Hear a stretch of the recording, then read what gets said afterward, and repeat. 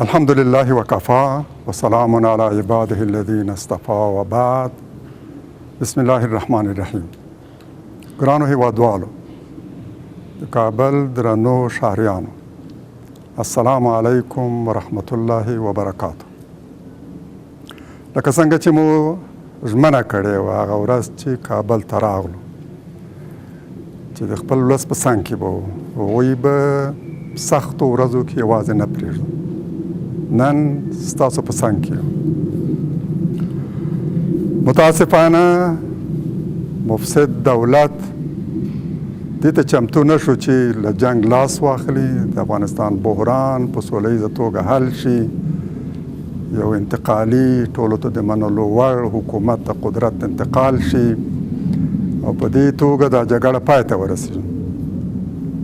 اوس وضعیت داسې دی چې هغوی د کابل د امنیت تأمینولو نه هم عاجز دي.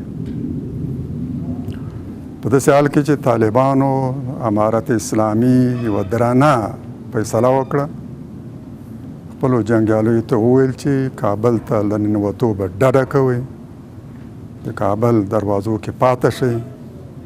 چا چې د دې نه سرغړاوی وکړ، کابل ته داخل شو، مسئولیت به یې په غاړه، مرګ یې هدر ده. موږ د دې درنې فیصلې قدر کوو. همداسې په کار وه. څوک چې اسلام سره تعهد لري، د خپل ولس په نسبت زړهسوی لري، هغه به هېڅکله دې ته ترجیح ورنه کړي چې راشي د ده له وجې نه د هغوی سر او عزت ته صدمه ورسېږي. د کابل ښار کې د امنیت تأمینولو تقاضا هم دا وه چې دلته وسلوال داخل نشي.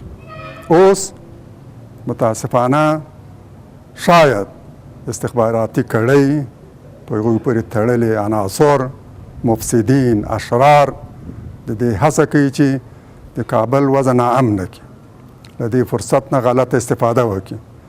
دغه چې د لوټمار لپاره په کمین کې دی، ډزې کوي، یوې خواته بلې خواته ناامني را پیدا کوي، دفترونو ته او د خلکو کورونو ته ننوځي.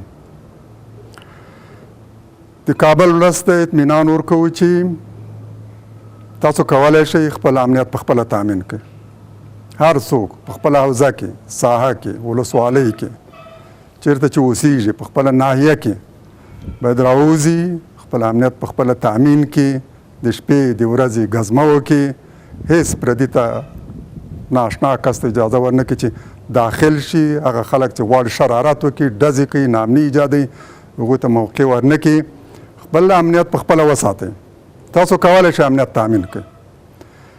په امارت اسلامی او مجاهدینو باندې هم غږ کوم چې په خپلې فیصلې باندې کلک ودرېږئ او یو ځل بیا په ډېرو سریع الفاظو اعلان وکړئ چې دغه افراد چې دلته شرارت کوي، ناامني را پیدا کوي، په دوی پورې قطعا مربوط نه دي.